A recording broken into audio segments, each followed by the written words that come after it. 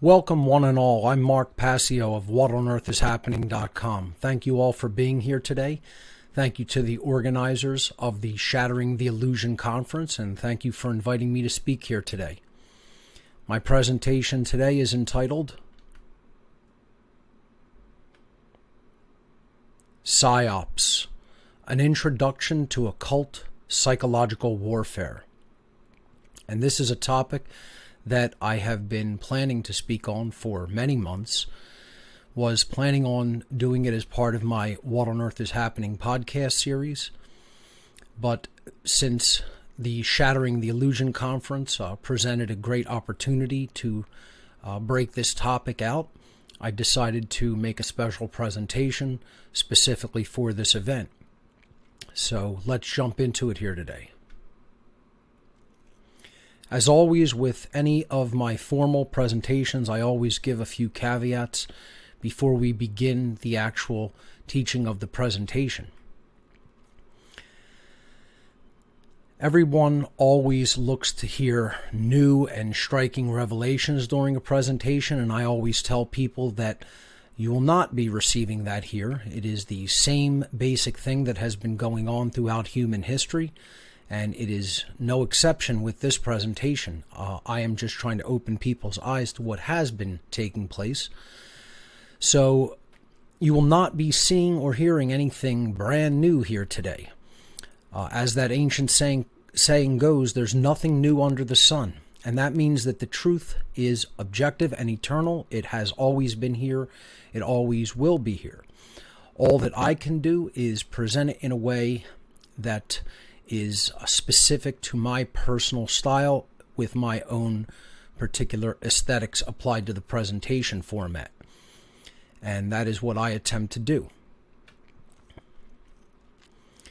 I always tell people, if you are a psychologically immature person that is not ready to really handle harsh truths, my work is probably not for you. You probably want to start with someone who's a little bit easier to handle and might sugarcoat their delivery, because you're not going to find that with any of my work. So I tell people right up front, even at the risk of making them take off before one word is said, this isn't for you if you're a child in your mentality, regardless of your biological age. So this presentation is for psychologically mature adults who are ready and able to hear factual information and truth. It is not for those who appear to be adults bodily, but who still have the psychological mentation of a child, who attempt to think and reason, quote unquote, with their emotions. You cannot reason and come to correct conclusions through the emotions. And people who are attempting to use the emotions to come to a realization of any type of truth about what's going on in our world are going to be sorely disappointed. My presentation style is often extremely intense and at times even combative. I will not sugarcoat my words or my delivery. Some people who watch this presentation may very likely become upset or angered by what I will say during it, and so be it. If that is the case, that's fine. That will never make this material untrue. Just because someone perhaps takes offense to it or gets angered by it, it's still true. Truth by its very nature is belligerent, because it wages war at all times against all forms of deception and mind control.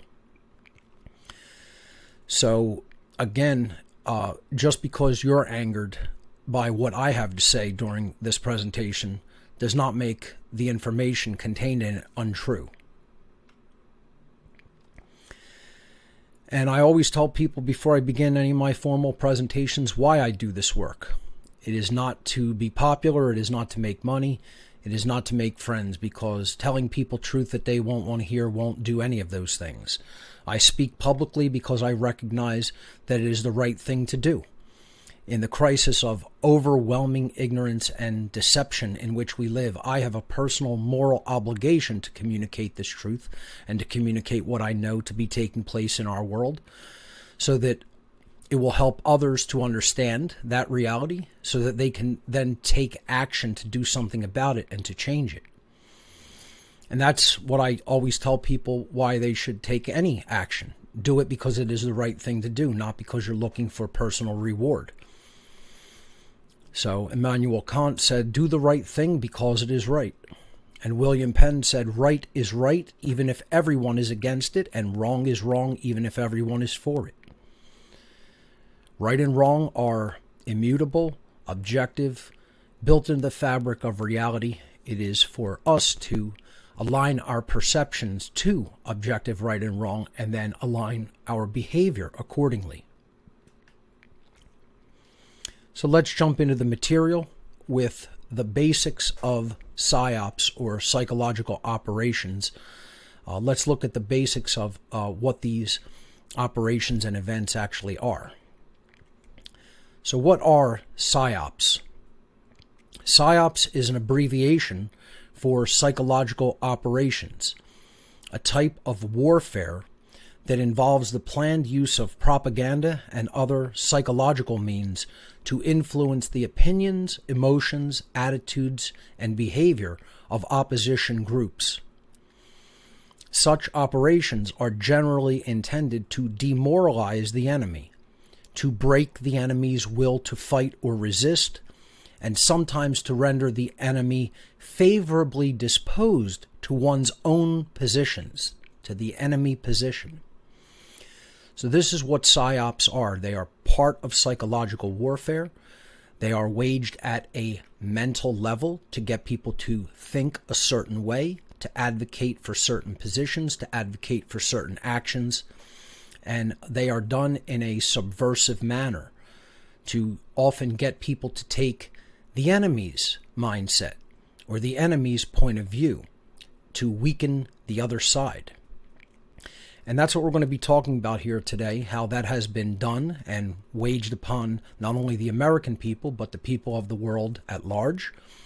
And unless we become mentally mature and psychologically mature to understand how these tactics work and operate, we are always going to be able to be persuaded by them and have them work upon human psychology so that the ruling class continue to be able to use these tactics and get what they want by their deployment. There are many different types of warfare, 3 specific types in fact, but obviously there are sub-breakdowns to these types of categories.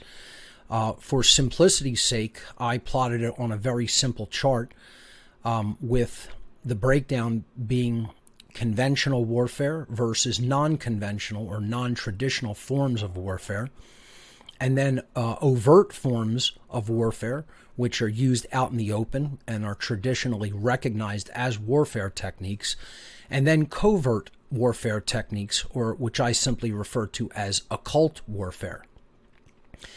And the terms that military strategists in general apply to these types of warfare are as follows: phys war, bio war, and psi war. And of course, PSYOPs firmly falls into the category of psi war. Let's take a look at phys war. It is both conventional and overt.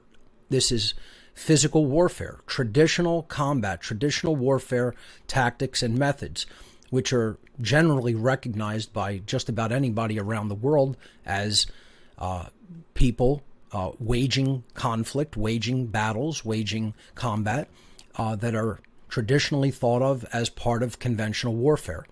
They are out in the open, bombs, missiles, tanks, soldiers, machine guns, etc., and many other weapons and, deployments, airplanes, tactical nuclear weapons, etc., and you can go on and on. And people overtly recognize this as open warfare, open combat. There is nothing covert or occulted about it. When we get into bio-war, which there are, again, many different subcategories and breakdowns of, you think of things like biological weapons, chemical agents, etc. And those could be conventional, non-conventional. They could be overt or they could be covert, such as introducing agents into a food supply or a water supply to affect enemy populations, etc., or spraying things very overtly out into the air, to take down vegetation, as we saw, in the Vietnam conflict with Agent Orange. So biological warfare can take many different forms, and again, it could be done at a pharmaceutical level.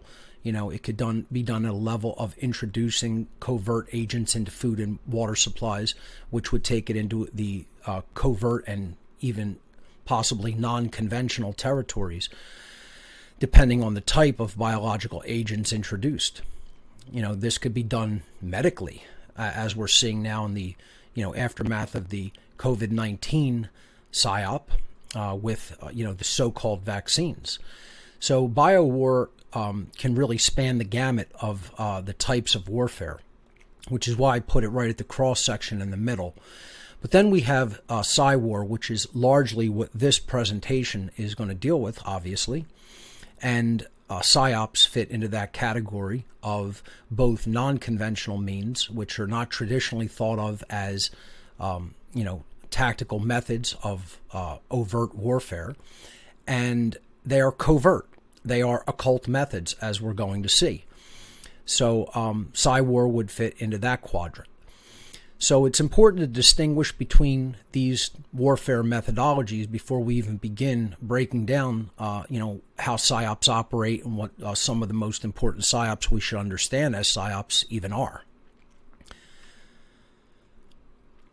The next question about PSYOPs, when we're defining it and looking at the basics, is who actually conducts the operations known as PSYOPs or psychological operations.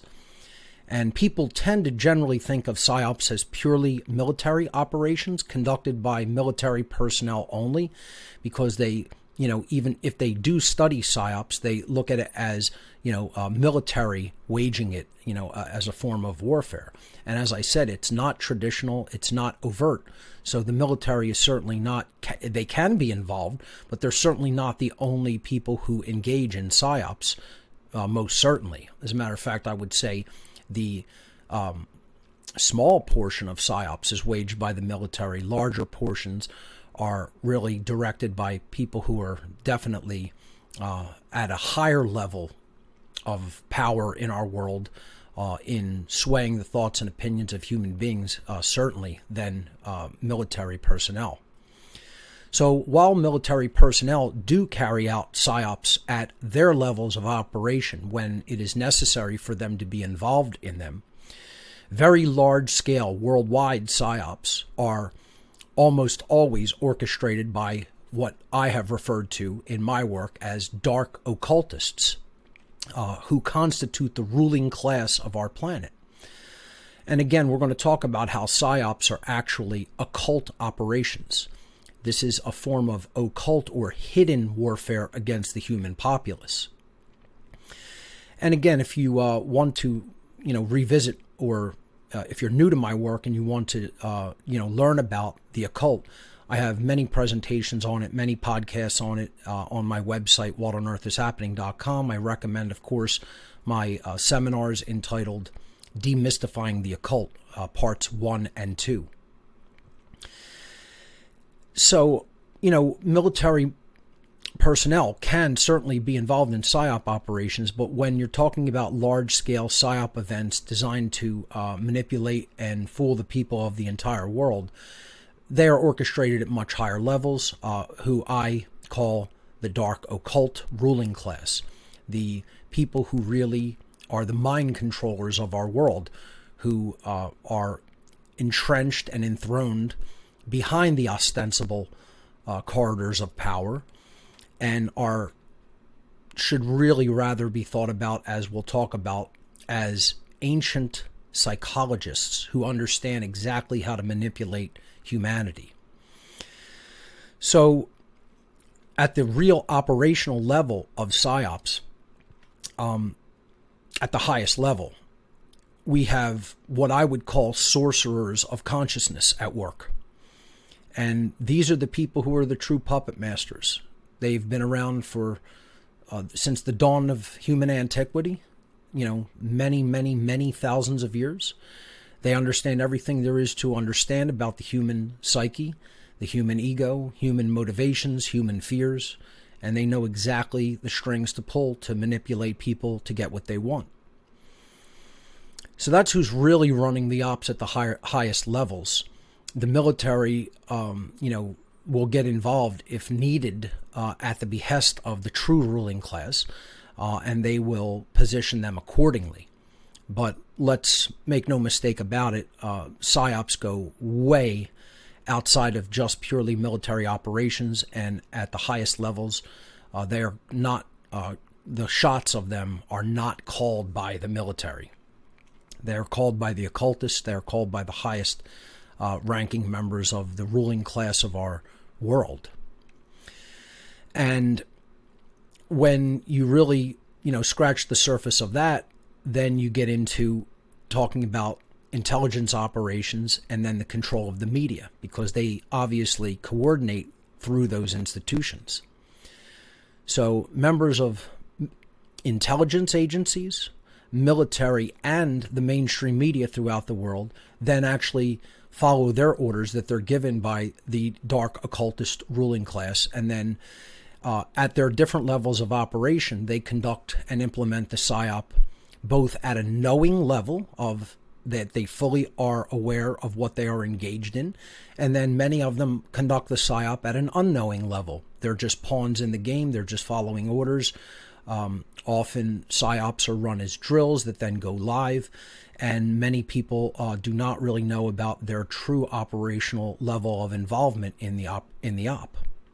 So you have a lot of different cross-coordination when it comes to who actually conducts the PSYOP, but make no mistake, at the highest levels, the occult sorcerers of our world are ultimately drawing up these plans and calling the shots about how they are to be implemented.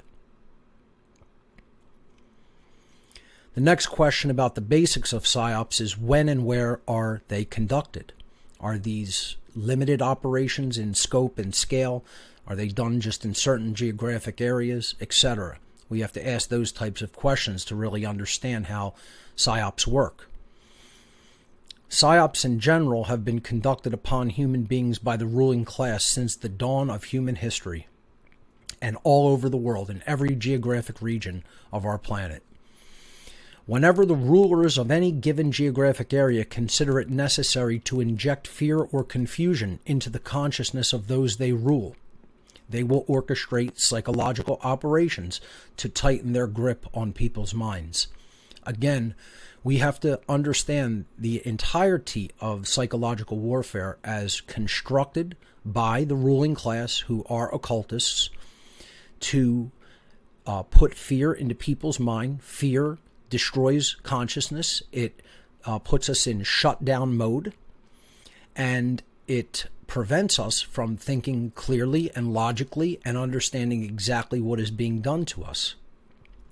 And the occult ruling class of our world are masters at this. They are masters at that chess game. They understand everything that they need to understand to be able to manipulate human beings. They've been at this work for tens of thousands of years, and as of right now, there's really no sign that the people are truly catching on. And again, that's why I'm making a presentation like this, to help people at a very basic level understand how these operations work, and actually, far more importantly, why they work. So let's move on. So how do PSYOPs work? Psychological warfare operations work via the manipulation of human beings through their fear, ignorance, and naivete. Again, very important factors. If people don't go into a mindset of fear, if they remain aware, if they remain knowledgeable, and they remain streetwise to how these, complete con men and manipulators work, we're not going to fall victim to these operations, to these warfare operations that are done psychologically. But if we remain fearful, if we remain ignorant, we remain very naive and not streetwise, then the PSYOP's going to continue to work upon the human psyche, just as it has throughout all human history. Human consciousness is always driven by the love or fear polarity. These are the two ultimate primal universal forces that are always at work in the human domain of consciousness. The cosmic form of love is the polarity by which consciousness is expanded and improved. So many different spiritual teachers throughout the history of humanity have explained that it's only ever been a struggle between love and fear. And again, love isn't the Hollywood romanticized version of love. It's not just romantic love. It's not even just brotherly love or platonic love. It is universal love, love for truth, love for all consciousness, love for all sentient beings, love for what is right, love for principles, etc. That's the form of love we're talking about here that expands consciousness and improves human consciousness. And then fear, of course, is the polarity which shuts consciousness down and demoralizes and discourages human beings. Fear is the main weapon of choice in the psyop and those who are conducting it. Many forms of psyops prey upon human beings by exploiting their deep-seated fears and their desire to be kept safe, which there really is no such thing in the three-dimensional universe. We are physical beings. There are physical forces. There is no such thing as total safety. That is an illusion. And that illusion is preyed upon. It's reinforced and preyed upon by the occult ruling class. Other psyops work readily because of humanity's continued ignorance regarding human psychology and basic laws of nature. We don't know our own psyche. We don't understand our own deep-seated fears. We don't understand our own motivations, that which drives us. And we don't understand natural law. We don't understand universal principles. We don't understand universal morality. We don't understand the laws of cause and effect and the laws of consequence of behavior. And not understanding those things and being in pure ignorance of them, the bulk of humanity most certainly is, we are up against people who understand exactly how all of those things function. And when you have an extreme knowledge differential, it's going to develop into an extreme power differential every time. So one of the cruxes of this entire presentation is what we're going to talk about right now, and that's not just how they work, but why do they work and why do they continue to work. And until this dynamic changes, forget about being able to truly defend against psychological warfare. This is what humanity has to understand and then work to improve. And that's what the great work really is improving our state of consciousness so we cannot be fooled, so we can tell the difference between truth and falsehood. So ultimately, psyops can be successfully waged upon the human population because most human beings, sadly, have not developed to a level of consciousness in which they can properly discern truth and reality from falsehood and fantasy. Now, let me say that again because this is critical. This is the entire crux of why a psyop can work upon the human population. And it sounds even overly simplistic when you hear it.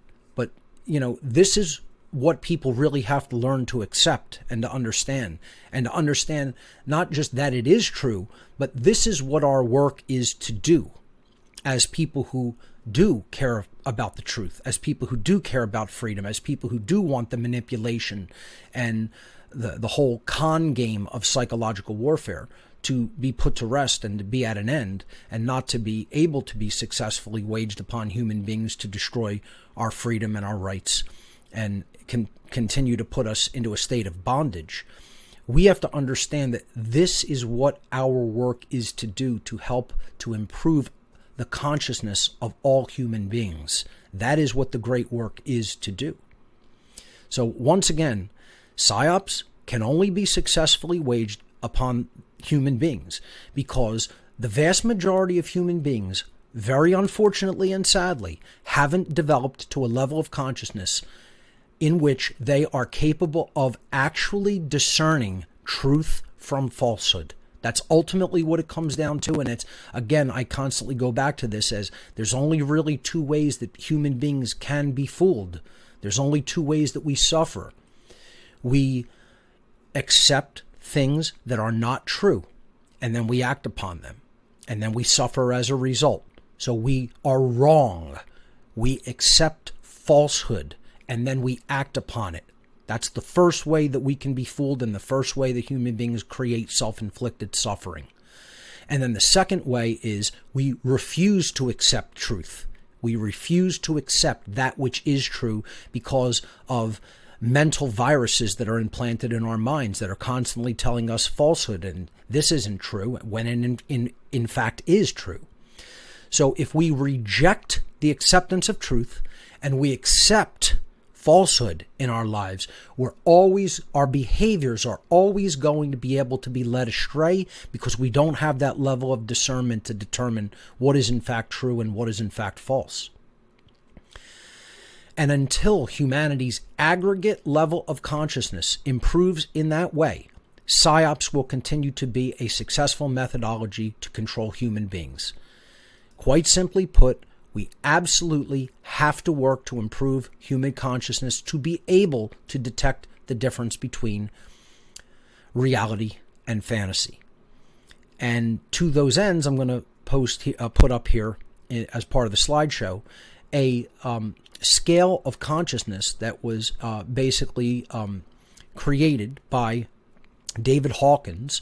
It's called the Hawkins Scale of Consciousness. I've actually talked about it on my podcast series. I've talked about it in some of my other work.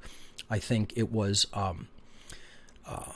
Sacred Gift of Anger that I had this slide in and explained this logarithmic scale of consciousness that the researcher David Hawkins created. Basically, it ranges it starts really at 0, where there's no consciousness, and then it goes in a exponential fashion from shame, rated at 20, all the way up to enlightenment, rated at 700 plus, with all kinds of stages of consciousness in between: guilt, apathy, grief, fear, desire, anger, pride, courage, neutrality, willingness, acceptance, reason, love, joy, peace, enlightenment, etc. So you have very contracted forms of consciousness at the bottom being given a very low rating on the Hawkins scale, and then you have much more expanded forms of consciousness as you go higher up on the Hawkins scale. And there is a basic delineator or a dividing line that is a crux point, is a very important division point for people to understand on this, again, exponential / logarithmic scale of consciousness. And that is approximately at Hawkins' 200 point in his scale. And this is the critical dividing line in the consciousness scale. Again, it's almost right in the middle, practically right in the middle of the entire scale. And you see that it actually falls at the level of courage. Okay? So it's actually a courage that often determines what we are willing to confront and look at and accept. And that's the actual dividing line right there. And what it represents above and below the line is if consciousness is at any of the stages below that line of courage at 200, there is in the being and in the aggregate of beings who are at that level of consciousness, there is an inability to actually discern truth from falsehood below that line. That people who are in those stages of consciousness, and they're largely governed by fear and ignorance, cannot actually tell the difference between what is true and what is false. They do not have the actual ability in the totality of their consciousness to be able to discern the difference between truth and reality and falsehood and fantasy. They cannot do it, okay, until they work to bring their consciousness up to a higher level and evolve in that way in consciousness. And above that line, human beings are at a form of consciousness in which they are able to discern truth from falsehood. They can tell the difference between truth and lies. And this is what the great work is to do. It's to improve human consciousness in the aggregate, to reshape and remold the human psychology. That can be done. It's very, very workable. It is able to be improved if it is worked. And that's what the great work is to do, to improve consciousness such that more and more human beings are able to discern truth from falsehood. It can be done, but people have to be willing to do it and do that work. So, until humanity's consciousness is improved in that way, PSYOPs will continue to be a successful methodology to control human beings. Okay, so that's the big takeaway in this section. This is why PSYOPs work. Because consciousness is so low, in the aggregate, human beings can't tell truth from falsehood. And so PSYOPs is like taking candy from a baby. It's a piece of cake to the dark occultist. And until we, as people who do understand what is taking place and going on, reach out and continue to do the work to educate and edify others regarding how these methods of manipulation work, don't expect it to change. PSYOPs will continue to be a successful method of warfare waged upon humanity and a successful methodology of human social control. Let's look at this section that I call PSYOPs and the occult, because PSYOPs are occult operations. I would say that psychological warfare firmly fits into the footing, into the definition of being occult information and occult knowledge. And it is one of the ways that dark occultism actually wields the knowledge that it possesses against the people as a form of manipulation and control. So PSYOPs are occult ops. Once again, I always define occultism in this way.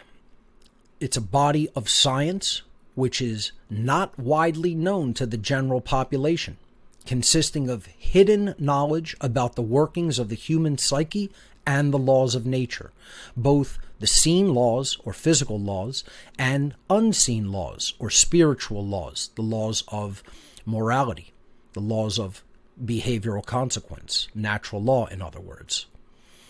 The knowledge contained within the occult sciences can be used for good or the uplift of human consciousness, and conversely, this knowledge is a double-edged sword. It can also, unfortunately, for those having a psychopathic mindset and in a degraded form of consciousness themselves, when they come into this knowledge, as dark occultists do, it can be used for evil. It can be used for manipulation, control, and even putting people into bondage and slavery. And that's what PSYOPs ultimately are doing. They are using the knowledge of the occult world, of occult teachings since time immemorial, which are ultimately about human psychology and spirituality, and that have been hidden to create a power differential between the ruling class and those who they rule. Dark occultists take that knowledge and use it as a form of manipulation and control over others who lack it, who are in ignorance of it. Again, if the knowledge of mathematics isn't present, somebody who is disposed to do so could lie to someone about how much something costs, what change that they were owed if they paid them too much, and just get away with it, because if the other person's completely ignorant regarding arithmetic and math, they're not going to know any better. And it is the same in this instance. If people are not educated as to human psychology and spirituality, it's going to be like just robbing someone who has no knowledge that they were even robbed because they don't know how to add and subtract. That is literally how easy it is for these dark occult sorcerers to continue to get away with manipulating people like this. So, this photo here, this image here, I should say, is what I generally use to describe occultism in general. that it's the study of all of the laws of nature. And that would paint it in somewhat of a good light. And there is certainly a light side to the occult. But the next image that I'm going to replace this with is, I think, one of the most perfect images that I would say describes the modern dark occultist, and that is this.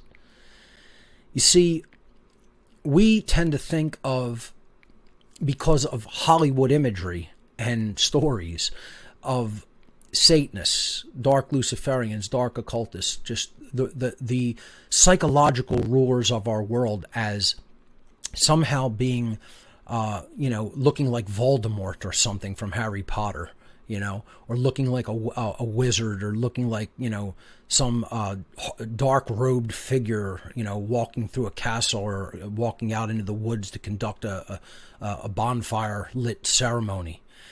And really nothing could be further from the truth. As I've described over and over again, you're more likely to find dark occultists, Satanists, Luciferians, dark Luciferians, etc., in a CEO office, or in a boardroom meeting of a major transnational corporation, or at the highest levels of a banking institution or a medical institution, etc. Certainly in intelligence agencies. I would say that's where they're largely concentrated and certainly running psyops from within, because of the ability to concentrate knowledge and coordinate the operation. So this is the level that the dark sorcerer is actually working from, and more likely what they would actually look like in the real world, certainly far more than how any Hollywood depiction might ever depict them. So dark occultists have deliberately hidden the knowledge of the occult world in order to create and maintain a power differential between those who hold such knowledge and those who remain ignorant of such knowledge. And again, I think that's one of the best images that I've found yet to paint the picture of what a Satanist is more likely to look like in our world. And that should be kept in mind, that dark occultists are the ones who are actually conducting psychological warfare and psychological operations upon the people of our planet. The dark occult agenda and how they manifest it. Dark occultists should be more accurately perceived as ancient psychologists who hold and wield hidden information in ways which manipulate and exploit the ignorant and the fearful. Through the power differential they gain by way of manipulating those who remain in ignorance of this critical occult knowledge, this small minority who are in the know wish to permanently enslave the masses of humanity and effectively become God on earth. That is their religion. That is how they see themselves. They are technocrats. They are trying to implement a globalist technocracy. I call the rulers of our world a technocratic occultocracy. I think it's one of the best terms that has really been applied to who rules our world and how it is ruled. It is done through modern technology, and it is done occultically through psychological means and also pharmaceutical means, certainly. And the rulers of our society, the actual entrenched ruling class, again, seated and enthroned and unable to be voted out behind the ostensible institutions of power, are these types of occultists. They are transhumanists in many instances. They are certainly technocrats and advocate for a technocratic globalist world, and they are occultists. So we don't have a patriarchy. We don't have a matriarchy. We don't even have a society that's ultimately ruled by government, even though that is the method by which they implement their control. Our world is ruled by a technocratic occultocracy. And let's look at some of the types of psyops that they employ. So our main sections that we're going to cover through the rest of the presentation are going to be the types of psyops that they wage. We're going to break them down into 5 different categories or types of psyop operations in general, 5 categories of psychological warfare. Then we're going to look at examples of specific psyops and look at what type they were, when they happened, what their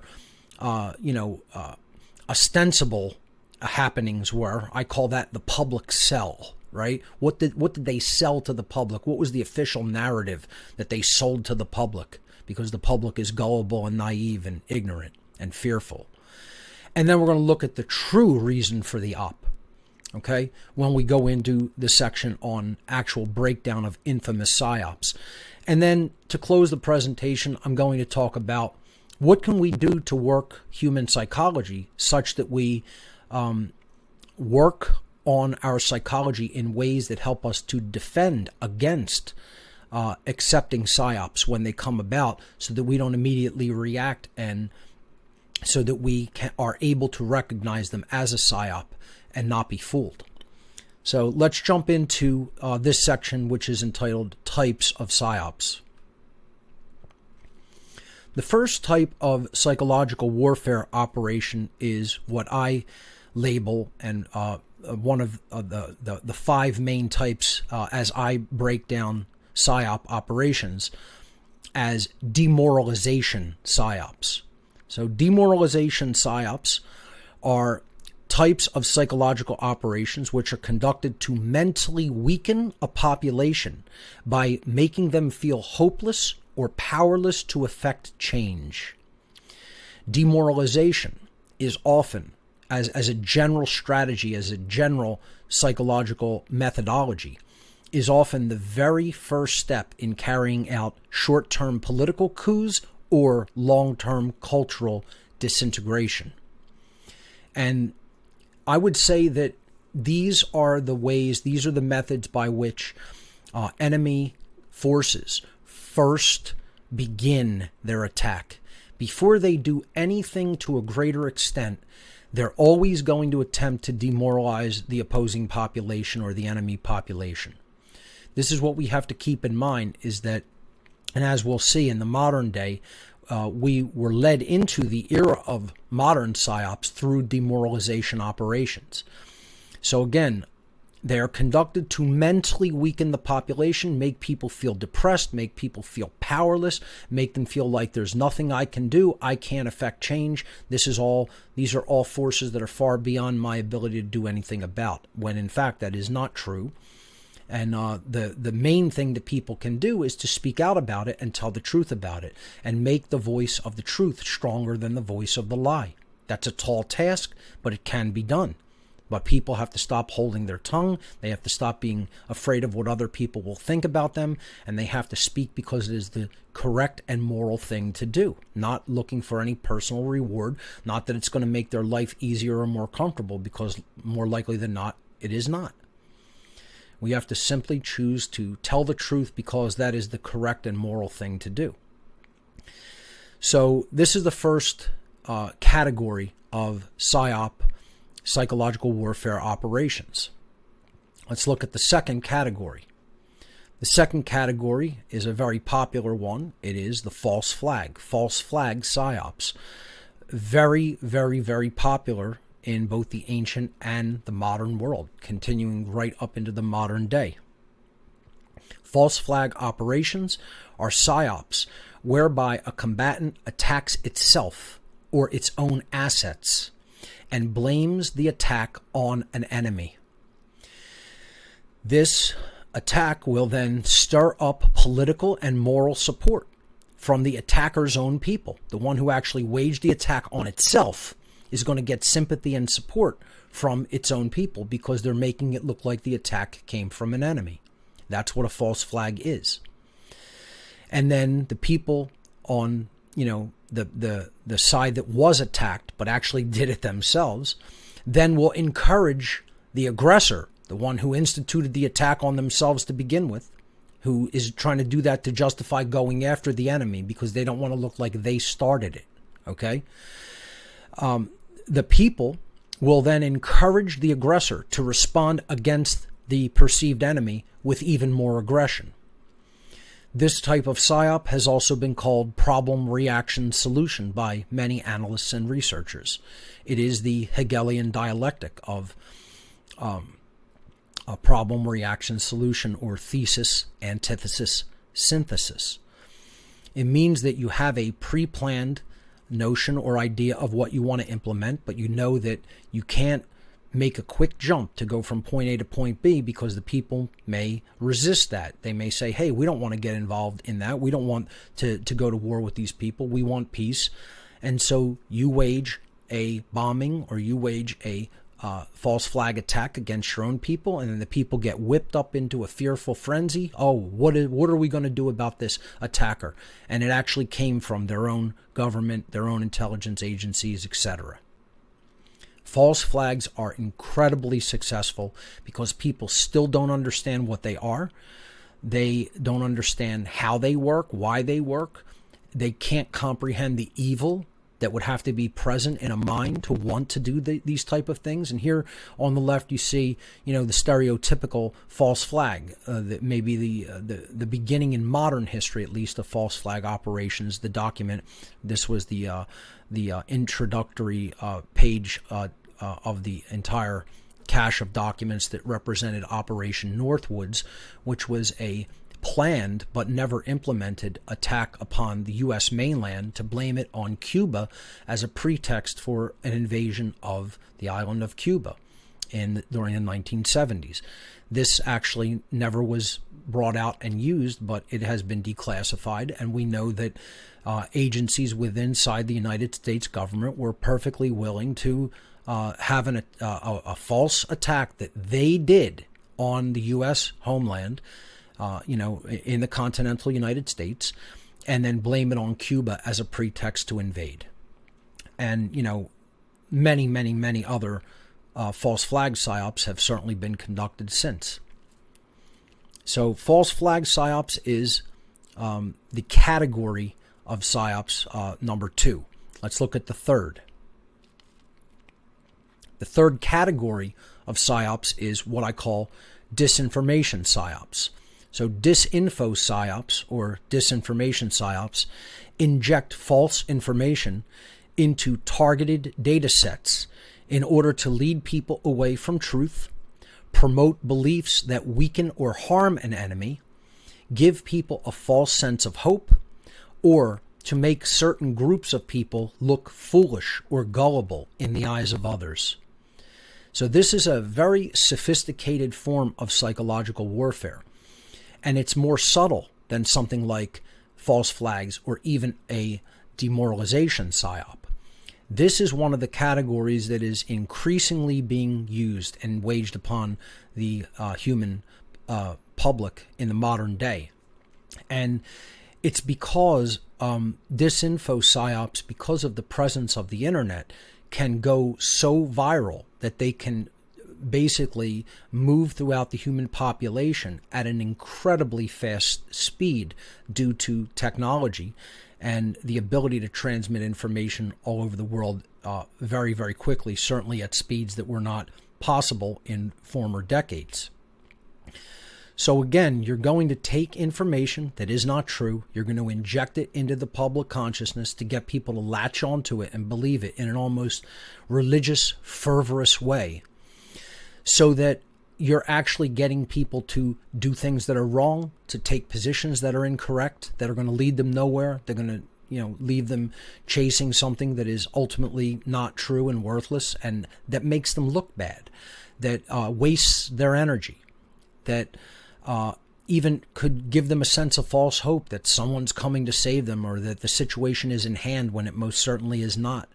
Or just to make them look like idiots, just to make them look like they don't have the ability to reason, that they don't have the ability to really understand reality. And unfortunately, the sad truth about it is that most people do not. Most people cannot reason at that level because they're simply not intelligent enough yet. They're simply still at a low level of consciousness where they cannot perceive truth versus falsehood. And it's very sad. It's extremely sad. It's a frustrating situation. It's a situation that I've been working for the last 15 years of my life to try to help bring some improvement to. And it's, it can seem like a losing battle at times because the masters of our reality at the current time can bring out these disinfo psyops and seemingly change the game at a moment's notice and create a whole new pathway of division and deception. And they get a whole lot of people, biting that bait, and they hook them and they reel them in. And, we're going to talk about a couple of those types of psyops a little bit later when we break down specific infamous psyops that have been waged on us over the last many centuries. So that is the, I believe that's the third or fourth category. Yeah, that's the fourth category of psyops. So let's look at the fifth. That's the third. This is the fourth category of psyops, which is stand-down psyops.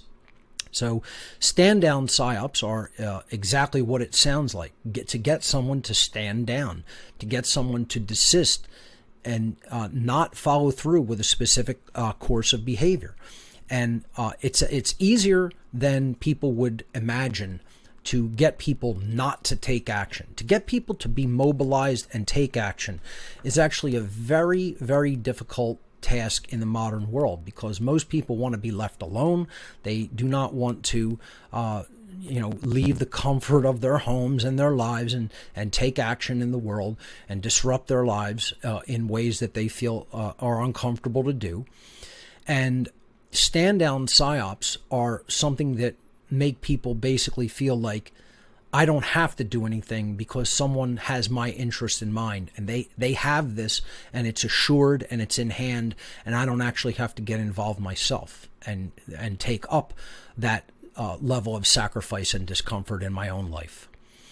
So stand-down psyops are conducted in order to make people believe that someone or some group external to themselves is going to, quote, save or, quote, rescue them from their current serious or dangerous situation.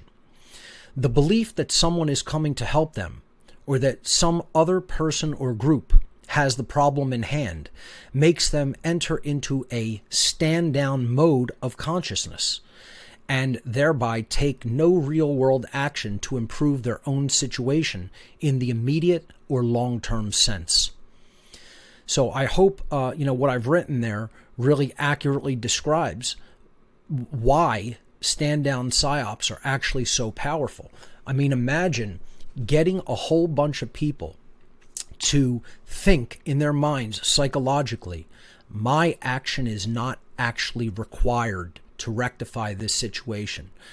Someone else who is external to myself or an external group has my own interests at heart to such an extent that they're going to have the situation in hand and they're going to deal with it so that we don't have to, as the average Joe public, member of the public, okay? It's very sinister, and it's very, very, very effective. And the reason it's effective is because people always want to think something external to themselves has their interests at heart. They don't want to feel alone. They want to feel like somebody else has them in hand and is protecting them. And it's all going to be okay. And they don't actually have to do anything because more important people than themselves are actually working on the situation and working on the matter. And they're going to have it resolved. And everything's going to be okay. It's an extraordinarily childish and naive mindset that is unfortunately so prevalent in the human population, because most of the human population, again, is not really at a true psychologically sophisticated form of adulthood. They may be adult in their bodily look, and their biological age may indicate adulthood, but in their actual mentation and psychology, they have not evolved even to a level of true adulthood, let alone a higher level of consciousness. So it's a very sad situation that so many people fall for disinfo and stand-down psyops, and again, we'll get into them in the next section. Stand-down psyops, so important to understand. Of course, you have things like the New Age movement, which we're going to talk about, part of stand-down psyops, something that I've done whole presentations, whole seminars on destruction of the action principle, the sacred masculine principle of action. Without action, nothing gets changed in our world. So again, disinfo psyops, very sophisticated, subtle, occult, getting people to believe in things that are completely incorrect, and that takes them away from the true battle and, demoralizes them, makes them look bad in the eyes of others. Combined with stand-down psyops, creates more division, gets people not to take action, gets people to look at things like, this isn't something that I need to be personally involved with, truly, because we have people and groups at much higher levels of action and much higher levels of importance than myself that have this in hand. And nothing could be further from the truth. Nobody's coming to rescue us. There are no organized white hats. There are no saviors. If you believe that, they got you hook, line, and sinker. Hook, line, and sinker. They own you lock, stock, and barrel. And it's sad. It's a shame that so many people fall into this mentality, because it is the mentality of an ignorant child. So the last and fifth category of psyops is worldview psyops. And a lot of people would not even recognize worldview psyops because they're so deeply entrenched. They literally, it literally just blends in with the background form of consciousness of humanity. Worldview psyops, often the question that you have to ask is not how many people believe in them, but how many people don't believe in them. Because the majority of human beings buy into worldview psyops. Again, this is mind control at the highest level. You could look at worldview psyops as. So, worldview psyops are conducted to completely change the way whole populations think about reality and the human condition. These types of psyops are actually the least recognized by the human population as a whole, because they are so deeply ingrained within human cultural, quote, norms. In fact, worldview psyops are the oldest and most widely employed form of psychological operations conducted by the occult ruling class throughout all of human history. They're the oldest, they're the most widely employed, they're so deeply entrenched that it's not even a matter to ask how much of the human population accepts them, believes in them, has made them their religions, but we just have to ask how few people don't believe in them. How few people have actually escaped the thrall in their mindset of worldview psyops. Very, very few percentage-wise. That's why the world's still in the condition of slavery. That's why human beings are all ultimately still enslaved, because worldview psyops have worked upon the ways that we generally see reality and ourselves and our entire society, what we believe to be true, what we believe to be acceptable, what we believe to be moral. And because those psyops have worked upon the human population, that is the exact reason that the human condition is slavery. So that completes the section on the 5 specific types or categories of psyops. And again, that is my breakdown, and that is a broad general overview of the specific types of psyops as categories. Now let's look at individual psychological warfare operations from a recent historical perspective, but I will say that these infamous psyops are both ancient and modern. And perhaps it would have been better to write here modern and ancient, because we'll look at some of the modern psyops that have been conducted upon humanity. And the ancient psyops are really the worldview psyops that have been around forever, since human beings have been here on this planet. So we'll look at those after we look at some actual more modern ones. So let's jump into this section. The first and perhaps the most widely known psychological warfare operation and form of a coup was the John F. Kennedy assassination and subsequent cover-up of the real way that the assassination was planned and conducted. So in this section, again, we're going to cover a few categories on each of the slides regarding the PSYOP, the particular PSYOP. We're going to give a date if it was a single event, the day or days that it happened. If it's an ongoing thing, the general range of dates that it takes place on or is still taking place. And then we'll look at the type of PSYOP as basically defined by the last section of this presentation, which was the 5 general categories of PSYOPs as I define them. And then the public sell, which again is the official narrative that the media, the government, the media, the ruling class give to the people to believe. And then the true purpose of the PSYOP, which reveals, it strips away the ostensible reason or the ostensible explanation and explains why this PSYOP was actually conducted. And then the status of the PSYOP, whether it is complete or whether it is ongoing and still active in the world. So the date of the Kennedy assassination was November 22nd, 1963. The PSYOP type was a demoralization PSYOP, first and foremost. And again, demoralization is one of the first things that is done when a coup is being planned or waged. You could call this a political coup straight up as well. But I think the deeper motivation of the PSYOP is the complete demoralization of the American people by, the assassination, the ritual assassination of a seated president of the United States in broad daylight in Texas. So the public sell on the Kennedy assassination, of course, and then, this was all put forward in the Warren report investigation, was a lone gunman assassinated the president of the United States, Lee Harvey Oswald, who then himself is then executed, days later. And, it's probably one of the most ridiculous sells to the public that has ever been made. Still, the public has not pressed for the truth to come out about it. Still, classified documents and have not come forward, and the truth about this operation has still not been told to the American people, not ever going to be told by the American people by government in any way.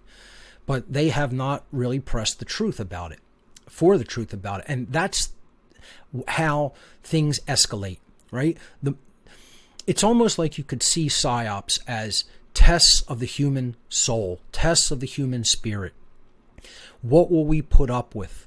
What will we accept? How increasingly ridiculous of explanations and narratives will we just be allowed to be crammed down our throat, and that we'll just say, oh yeah, I accept that as the truth, whatever the government says, whatever the media says. It's as if the universe is actually testing us and saying, are you willing to accept this insult to your soul? And if so, you'll have more and greater and bigger ones that'll affect your lives in deeper ways and bring the evil more to your own house, to your own home, and ones you actually love. And this is what is really taking place. This is what's going on. More and more and more. More and more evil is going to come out in the open. And it's going to escalate continually until we tell the truth, until we accept the truth and speak the truth and get others to accept the truth. Because we have been completely lied to, and we've swallowed the lie. We've not only swallowed the lie, we've helped the liars to reinforce their lies and help them to reinforce those lies in the minds of others by the way we speak, or by the way we just accept their narrative instead of speaking what is true. So that was the public sell, the lone bullet theory, the single bullet theory, the most ridiculous asinine explanation for anybody with a reasonable modicum of intelligence, understanding of ballistics, understanding of marksmanship. Not only that, but who has any inkling of how intelligent operations and the Secret Service, etc., work and are deployed, and then are simply pulled away at the moment where the headshots are going to be taken, etc. It's completely and utterly ludicrous at every single solitary level, as are all of the psyops we're going to talk about. Completely ludicrous by their official narratives at every single level of explanation by government and media according to their official narratives, because it's a form of occultic mockery. They are telling the public through their narratives, look at the garbage we'll get you to believe and accept into your own mind, and tell yourself that's the truth just because we told it to you. It's a whole, caveat emptor psychology, beware of buying into this narrative, and yet we don't even heed the warning. They're giving us the most ridiculous explanations that a child could unwind and unravel and figure out the complete illogic contained within their narrative, and yet the public still will not challenge it because of how fearful and ignorant they are and how naive they are. So the true purpose of this psyop, this demoralization psyop, it was an intelligence agency coup to advance the globalist agenda and to demoralize the American public. It was also done to install, in the aftermath, when the Warren Commission report came out and people totally rejected it. Many people, not everyone, but many people said this is ridiculous, it's nonsense. They began calling them conspiracy theorists, and this was done to justify and to set up for the future, basically telling the public, you must accept our narratives or be labeled a conspiracy theorist and a fringe kook, and they put that term into the public lexicon. That's when conspiracy theorist was actually originally coined and introduced into the public lexicon. And that, of course, is done to discourage debate about anything that's truly important in our society, and to discourage anybody who is speaking out against the official political and social narratives of the day. That was the true purpose, ultimately. Served many different interests. You're installing people who are going to advance the globalist agenda into the political world. There's obviously banking interests that are being served, which Kennedy was allegedly working, to start moving against, perhaps. And then, you're demoralizing the public as a result. You're staging a political coup, and you're also setting up future techniques to discourage people from entering into true constructive debate against official narratives by calling them conspiracy theorists.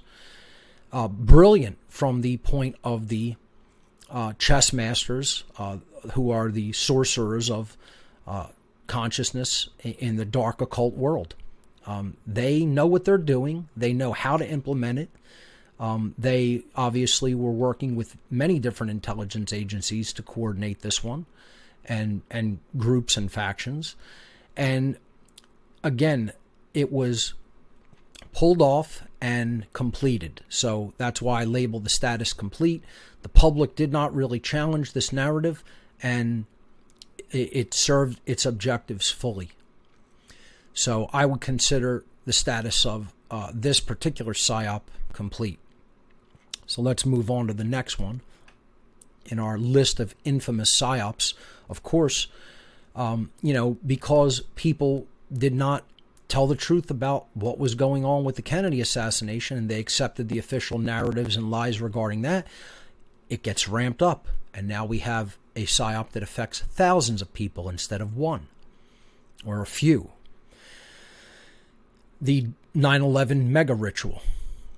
Not only is this a psyop, this is a mass death ritual, and probably done with occult weaponry, occult technology that we still don't really truly understand. But the method isn't as important as the why. So let's look at 9/11 from a perspective of psychological warfare.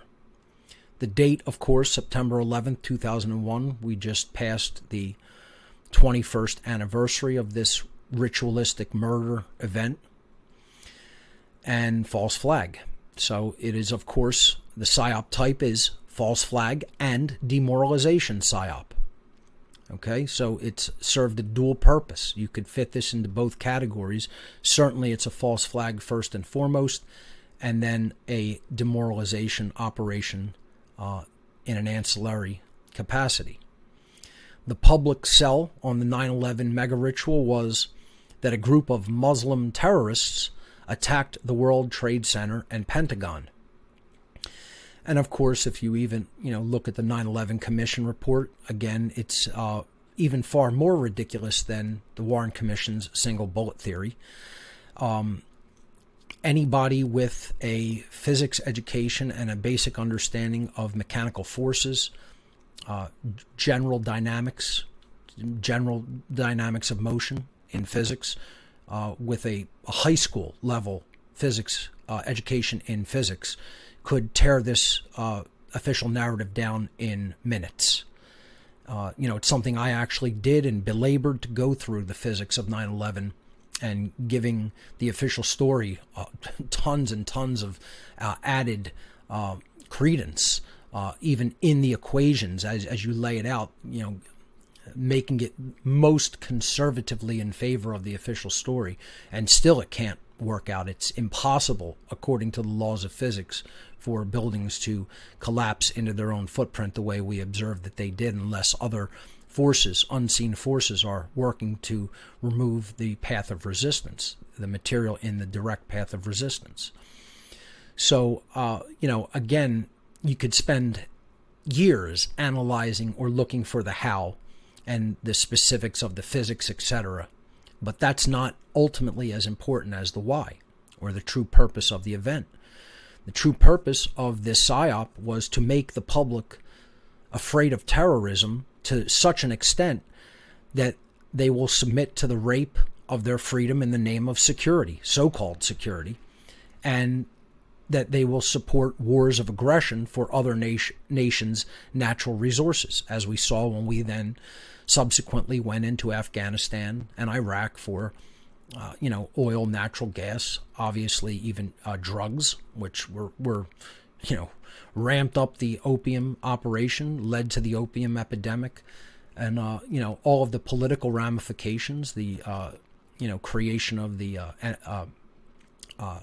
Homeland Security, and the TSA, and just a complete degradation of Americans' rights, which are human rights. And our society became more of a surveillance society as a result, etc. So many, again, different converging goals that they accomplished. And the 9/11 truth movement was ultimately a long-term failure. The public still buys the official story of this event, still listens to what politicians say about it, what the media say about it, even though they're all liars, and do not recognize it as a false flag, do not even understand the strategy of the false flag or why they would destroy their own buildings. And again, it's an occult operation. I broke down all of the occult symbolism of the event, all the occult numerology of the event in my former presentations and podcasts. I would label the status of the 9/11 ritual event complete. So we failed to bring the truth out about that, and so it ramps up.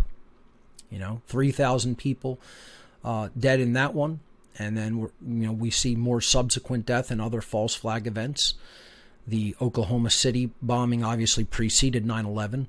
9/11 being the huge, large one that many people see as a complete change in paradigm. And then the 7/7 bombings, the Madrid train bombings, the Boston Marathon bombings, on and on and on, with many, many other false flags as well. Obviously, these are mass murder rituals to justify further government intrusion into our lives and the continued degradation of human rights and freedom. So obviously we won't be going into all of them, but I just wanted to mention some of the more highly well-known false flag operations that have been so successful. I would probably label just about every one of those as complete, having reached their objectives that the occultists who set them up wanted, because our world has continued to spiral into tyranny ever since all of these, because the truth about them has not fully come out and been accepted by the vast majority of the public. And again, once that happens, the world will bring us more death, more destruction, more rampant tyranny.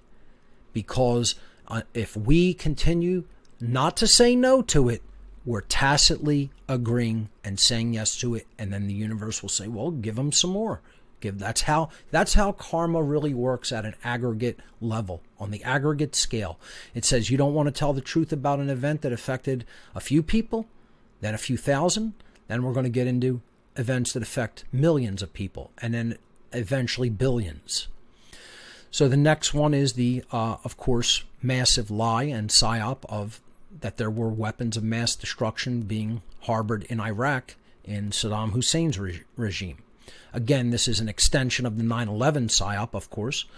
The beginning date was March 19th, 2003, when we eventually conducted the shock and awe campaign in Iraq, beginning the official part of the war following sanctions, etc. The Fizz war began March 19th, 2003.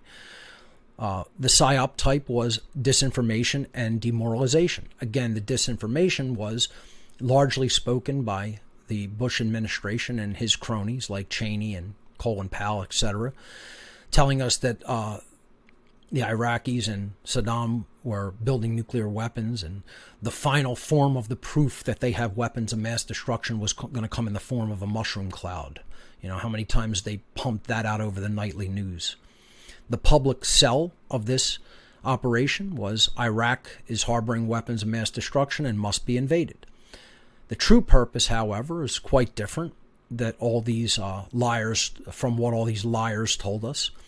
It was, of course, a continuation of the 9/11 psyop narrative that, we needed to clean up terrorist regimes in the Middle East.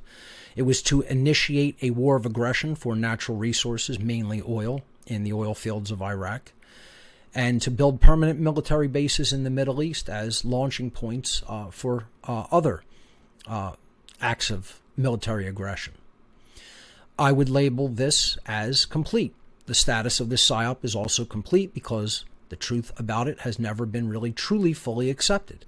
And again, from the same people, the same liars in the media, the same paid liars who gave us weapons of mass destruction in Iraq every day for months leading up to the invasion.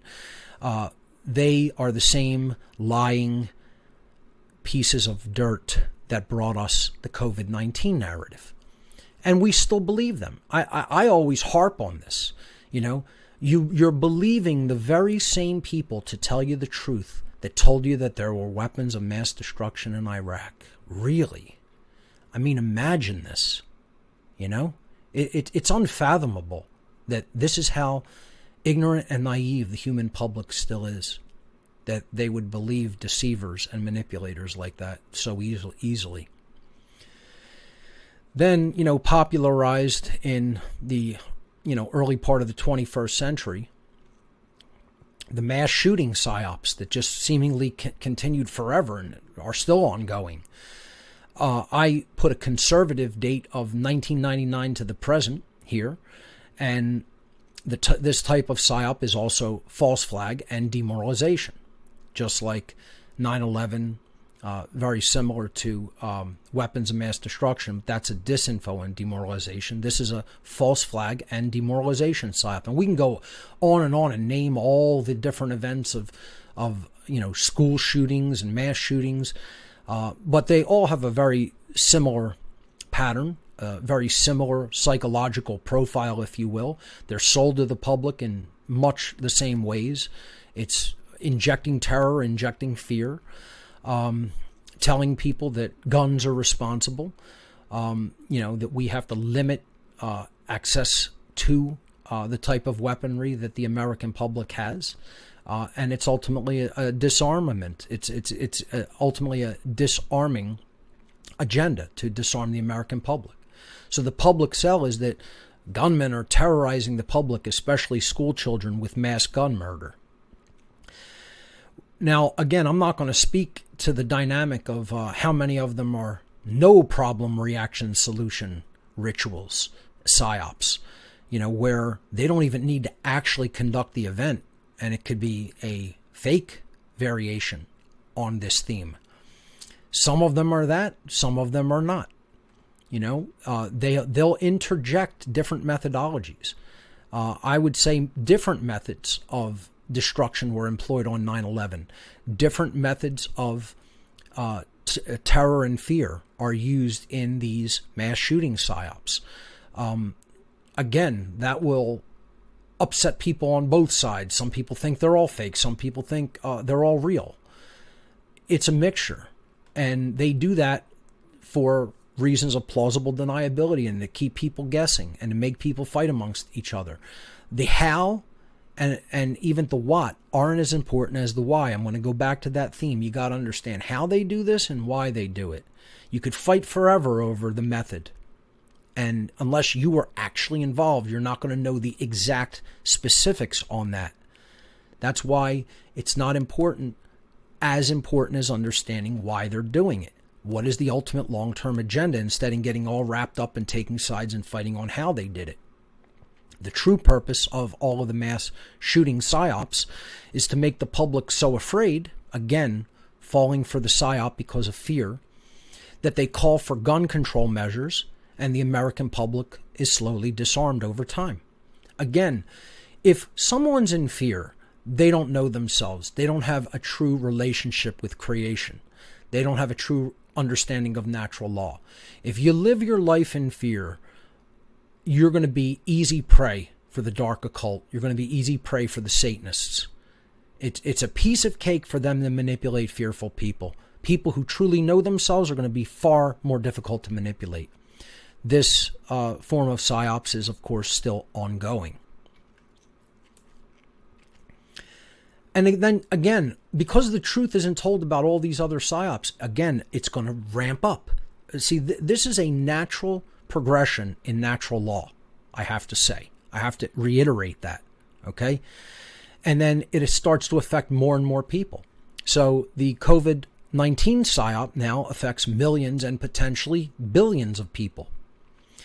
This started, obviously, in late 2019 to the present. And the psyop type is demoralization and disinfo. The public sell on this psyop is a new deadly virus is killing millions of people worldwide. And the government and the CDC and the WHO and all the media just push this narrative down everyone's throat, leading to shutdowns, etc., forced, mask wearing, business closures. And then eventually the vaccine agenda, so-called vaccine.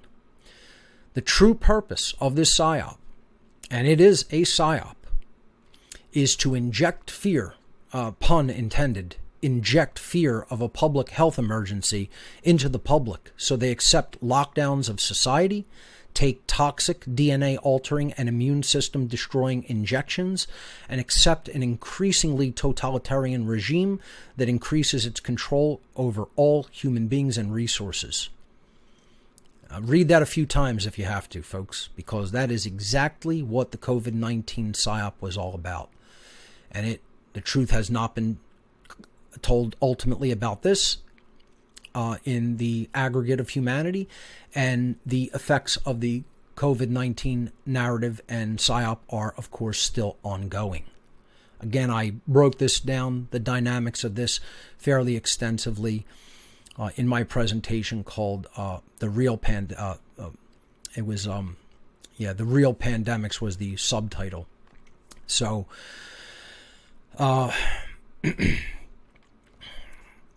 it was, I can't recall the full title. Well, it's not important, but The Real Pandemics was the subtitle, and I basically dispelled a worldview violence. That's it. Worldview violence and the real pandemics was when I really broke down the type of psyop that the COVID-19 narrative was, and all of the worldview changes that they were trying to force down our throats. So you could even look at the COVID 19 psyop as a worldview psyop, in addition to being both a demoralization psyop to demoralize the public and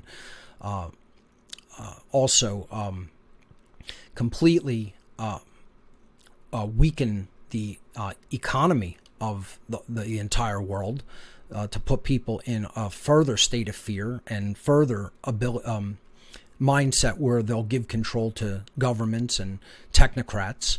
Okay, so it's a destabilization psyop as well. So you have demoralization, you have destabilization, you have disinformation, because they're clearly giving people a worldview that is completely false regarding the spread and deadliness of this so-called disease.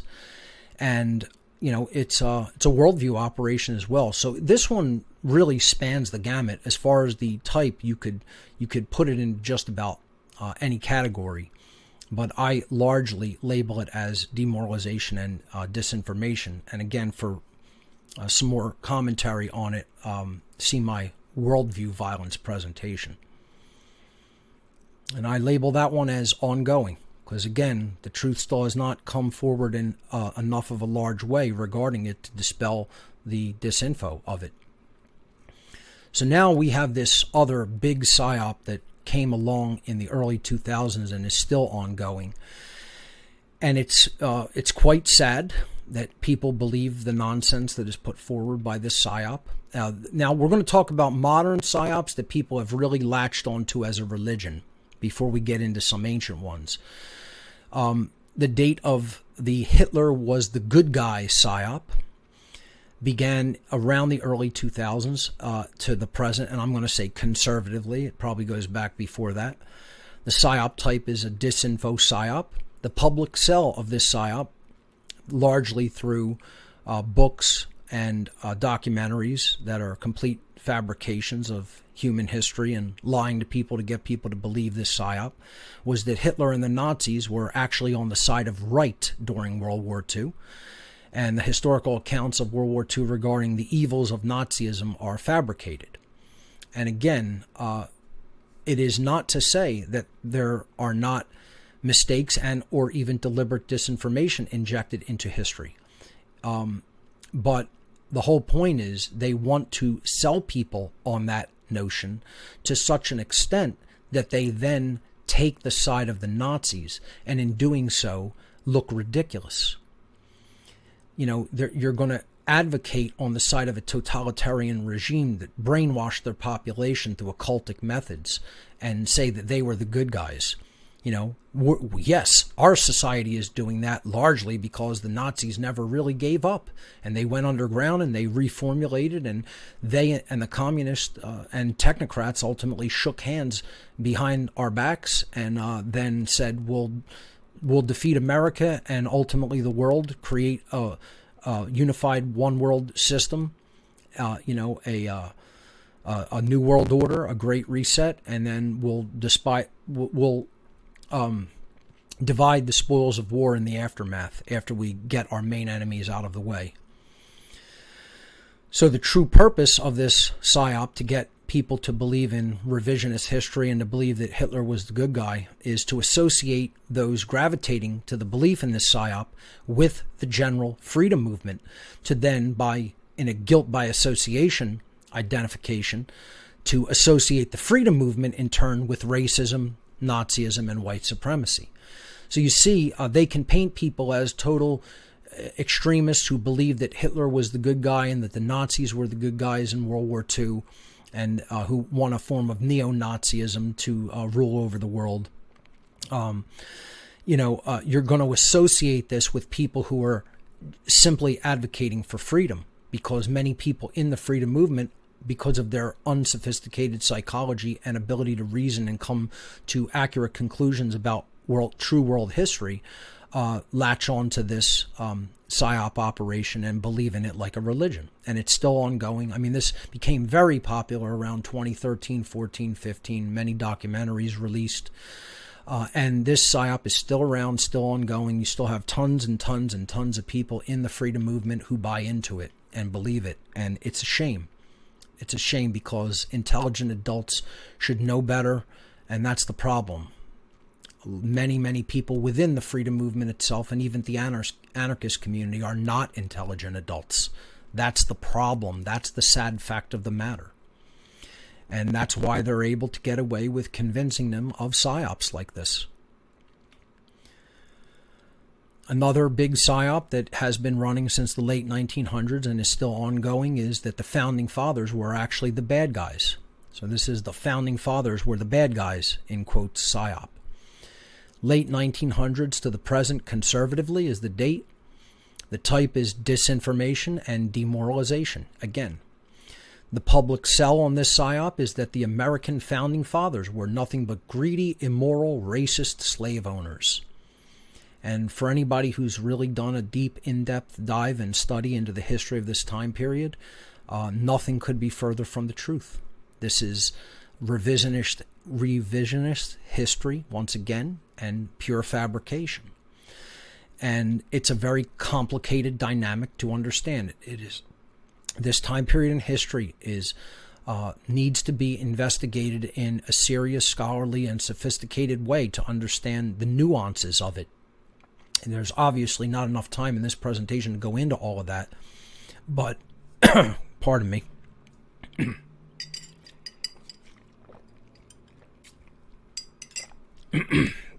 But for the purpose of this presentation, we're just going to talk about what they're trying to get the public to believe in and then what the real purpose of it is. So if you could demoralize people to believe that the people who ultimately started the modern freedom movement, the idea, the philosophy of freedom, and tried to create a place where people could live in a sovereign capacity originally, and then obviously that has degraded ever since those original founding ideas of America were put forward. If you could demoralize them to believe, oh no, these people were just evil the whole time, people will actually lose faith in the very concept of freedom itself. That's the psyop. So the true purpose is that this is a cultural Marxist agenda, part of the cultural Marxist agenda, to make Americans demoralized regarding their cultural heritage, and to make people disinterested in reading the Founding Fathers and other early Americans' writings related to human freedom, and to make them disinterested in the philosophy of freedom in general. That's how sophisticated the psyop of painting the Founding Fathers as greedy, racist white slave owners is. Because if you understand, many of them did not agree with the practices of slavery as were practiced in the colonial days in early America. They constantly had debates over it. Many people advocated for abolition very early on, even prior to the writing of the Declaration of Independence. This is never spoken of, but they're just all painted with the broad brush of they're all just, immoral and agreed with and continued to condone slavery, and that is simply not the case. As a matter of fact, Benjamin Franklin helped to establish one of the first abolitionist societies in America. So, and Thomas Jefferson wrote anti-slavery clauses in the Declaration of Independence, which he was then forced to strike by Southern colonists who threatened to walk out of the Continental Congress and not adopt the motion for American independence. So it's a complicated dynamic that requires much further study. Clearly not enough time to go into that for the course of this presentation. And then we come to one of the biggest psyops that's been being run in modern history in the last decade, and that is the flat earth psyop. Again, so many people have latched onto this one that it has absolutely become an established religion. I would call the flat earth psyop a new religion. That is how deeply ingrained this psyop is into people's psychology in the modern world. The date of this psyop, it's been going on for thousands of years, but the date in the modern world, it was probably in the early 2010s when this was completely reinvigorated and reworked for the modern public. So it's been going on since at least the early 2010s to the present very conservatively. The type of PSYOP here is disinformation PSYOP. The public sell is that the Earth has no curvature and is simply a flat plane underneath a domed firmament of some type, a domed bubble. And again, it seems sad to even have to explain that people actually believe this, because they have such an unsophisticated understanding of mathematics, geometry, motion dynamics, physics, basic measurements, basic scientific experimentation and discovery. And that's the purpose. They're taking something that people without those attributes and characteristics could easily interpret in a way that they want to be true. And again, many flat earthers see this PSYOP as the belief in it as proof of the existence of God, because only God can create a structure like that. It's one of the main things that they fall back on, showing that it is a religious PSYOP in its nature. Occultists within the intelligence agencies invented this entire thing and gave it to the American public, gave it to the world public, I should say, put it on the world stage back in the early 2010s, mid-2010s approximately. The true purpose is to associate those gravitating to this belief in this PSYOP with the general freedom movement as a whole, in order to associate guilt by association, the freedom movement, with those having low intelligence, low understanding of true natural science, and who possess little to no ability to reason correctly.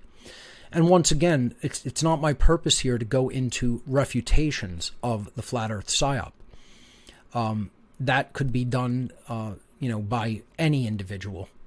I'm explaining here how this is a psychological warfare operation as a guilt by association tactic. There's many, many visual proofs of the failure of the flat earth model. And I mean actual observable, simple physical proofs. I tell people you can accomplish this with $20 and approximately 12 hours of your time. That's all you need to give the investigation to prove that the model of the flat earth is incorrect. Their model would postulate that the sun rotates above the earth, casting shadow on half and light on half of the disk, and that the rising and setting are merely visual dynamics of perspective as the sun comes closer at dawn and then moves further away from you at sunset. Well, this is easily testable with a pair of solar observation glasses available for $10 on the internet, and a digital caliper to measure the apparent size of the sun in the sky during its trajectory across the sky during the course of approximately 12 hours and half of a day. So a digital caliper will cost you about $10 to $12. So for about $20 approximately, and 12 hours of your time, all you have to do is visually observe that the sun does not change in apparent size during the day, as the model would predict. Forget about measuring curvature, looking for curvature. The model, if it is true, will hold up to investigation. The model postulates the sun will come closer to you during noon of any given day, and it will be further away from you because of perspective, again, distance and perspective at rising and setting. The simple observation of the sun will prove that that is not true. You can measure it and get the same results during the course of the time that the sun rises until the time it sets. It's a very simple visual experiment that can be done for $20 and 12 hours of your time. Flat earthers will not do it because they want to stay attached to their religion. The other one I always ask flat earthers is just, explain how a lunar eclipse works on the flat earth model. And they have invented objects that are not able to be seen, or any characteristics able to be identified.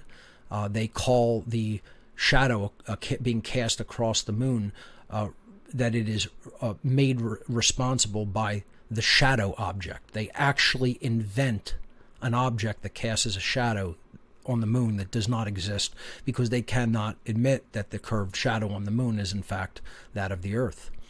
And there's many others. I'm not really going to belabor talking about this psyop by going into refutations of it. That could be for someone else and at another time. The psyop is there to make people in the freedom movement look like fools for postulating this notion, running with it, and then associating other people with it, so that other people will then go, oh, you believe that government is evil. What are you, a flat earther too? You believe the earth is flat?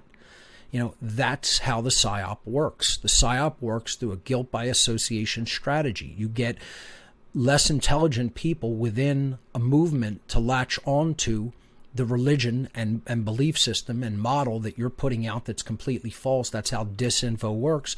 You latch onto it, you look like a fool, and you make other people in your associated movement look like a fool through guilt by association tactic. That's the psyop that is inherent in the flat earth psyop. And people simply need to go further into an understanding of motion and dynamics and geometry, etc. It's all part of the trivium, which we'll talk about momentarily. Another modern psyop that has gained incredible traction very quickly is the Q psyop. The date on this is 2016 to the present, of course, following the election of Donald Trump to the presidency in 2016. The psyop type is disinformation and also a stand-down psyop. The public sell on this one is a group of anonymous white hats are working from inside U.S. politics, intelligence, and military to reform America and bring elite globalists to justice. And that is what Q believes. The Q followers believe this, the Q movement. They believe that a group of anonymous agents are working inside government and military and intelligence agencies, and these white hats have our interests in mind, and they're going to get in there, they're going to arrest all the bad guys, they're going to send them to Guantanamo, and all of the problems of America are going to be solved by this inner order of QAnons. And this is a stand-down psyop. Again, this is very, very, very reminiscent of Operation Trust during the Bolshevik Revolution. Operation Trust was people from inside the Bolshevik revolutionary movement putting out word to loyalists to the czars that people on the inside were going to stop and thwart the Bolshevik Revolution, and communism was not going to take root in Russia, in Tsarist Russia. And they put this notion out there that this group was going to save the day. And this internal operation of the Bolsheviks and their supporters was referred to as Operation Trust, to get people to trust that the matter was in hand and they didn't have to work against the Bolsheviks and take any real world action against them, that others were working on that from inside Russia, and that matter would be resolved. Well, we know how that worked out. And they're just bringing that same psyop back out in the modern day. Instead of Operation Trust, we now have Operation Trust the Plan, right? All they did is add 2 words to the psyop. It's not Operation Trust, it's now Trust the Plan. Just like trust the science, right? Just trust us. We have your interest in mind. It's all being taken care of. No action is required on your part. Stand down. Okay? So the true purpose is to make those who are opposed to globalism and totalitarianism stand down from real-world action, because they believe Q and associates have the battle in hand. Secondarily, it is to associate those gravitating to the belief in this psyop with the general freedom movement, in order to associate the freedom movement with those who are gullible, wishful thinkers, and even paint them as extremists as well, because people who believe this are pretty out there in their mindset in what they actually believe to be true regarding reality, regarding how anything works in this reality. It's sad. It's very sad. I find it as, again, they're preying on internal religious feelings in people. The same with Flat Earth, the same with the New Age movement, the same with the Q psyop. People want to gravitate to a religious belief system, and the sorcerers of our world are giving them religions. They're pumping out religions. They just invent new religions, and they're all false. They all have complete falsehood. Paint people with false hope and false ideas. Get them to create division, sow seeds of discord. That's all they do. Because they're sorcerers, and they know how to manipulate, and they're doing it, and they're getting the job done. And unfortunately, this psyop is also ongoing, and people are just latching on to it often more and more by the day, just like the Flat Earth psyop. The religion of all, the father of all psyops, as I like to call it, is religion. Religion is the biggest psyop. It's all religion, right? All of it is religion. Every one of these psyops, and belief in them, belief in government, belief in authority. It's all religion. So the overarching psyop that has been with us forever is religion in general. The date of this one, the beginning of humanity to the present. The psyop type is a worldview psyop, a disinfo psyop, a stand-down psyop. You can go on and on. It fits into many categories, but worldview being the most overarching one. The public cell. God and spirituality is what our religious belief system states that it is. So it's going to tell you about the nature of reality and of God, etc. But, it's going to define it in their rigidly strict, in-the-box terms. And human beings that don't accept our worldview of God and spirituality are damned. That's really what religion postulates. It's the same thing in the freedom movement. You don't believe in flat Earth? Well, we have now rigid divisions. You don't believe in Q? We have rigid divisions. It's to put everybody in a box and say everybody else is the enemy. And it works. It works. Religion to divide works. Okay? That's why they're making these new religions. Hitler was the good guy. The Earth is flat. The founding fathers were the bad guys. Q's going to save us. The sorcerers of our world will do anything to keep us fighting with each other. The true purpose of the religion psyop is just that. To give to humanity a distorted view of God and spirituality, healthy dose of double quotes around both those words, to lead them away from the truth and to keep them fighting amongst each other so that they may be ruled more easily by the occult ruling class. The status, of course, with religious beliefs in general, whether they are traditional cultural religions or any of the new religions that are invented by the occult ruling class, the status of all of those psyops are ongoing. The New Age movement psyop, date early 20th century to the present conservatively, probably even longer than that. The psyop type, it's a worldview, a disinformation, and a stand-down psyop, again, just like religion in general is. The public cell, a new system of spiritual beliefs and practices, offer human beings an alternative to traditional religion, to traditional cultural religious traditions. And that's ostensibly what the New Age movement is giving to people, but that's not its true purpose. Its true purpose, as I've talked about in my New Age bullshit series of presentations and seminars, is that the New Age movement is the new cage. It is yet another spiritual trap. It is a final cul-de-sac to prevent true awakening. I call it the final cul-de-sac before the gold mine. Not the gold mine, the gold mind. Before the mind is finally purified and enlightened and made whole, you're going to put people into that last cul-de-sac cage that's not new. It's a very old trap of false spirituality. And, it has teachings of false so-called spirituality sprinkled with some truth to make the poison of the psyop more palatable to the masses of people. You're not going to swallow the pill if it totally tastes like poison. So they put a nice sugar coating of truth around it, and then the inner core is completely poisonous. It's not true spirituality. The New Age movement always stresses thought and emotion while leaving action on the back burner, quote unquote. Meaning, don't emphasize action.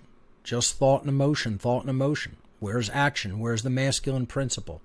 See, the New Age movement is to destroy the sacred masculine principle. And this PSYOP is also ongoing, with millions and millions and millions of people worldwide latching onto it and believing that they understand true spirituality when in fact they've just been led into another trap of the ruling class. And then, we have the biggest PSYOP of all, which, the belief in this is going to be even more difficult than the belief in authority to dispel. And that is the belief that money is value, or even represents value.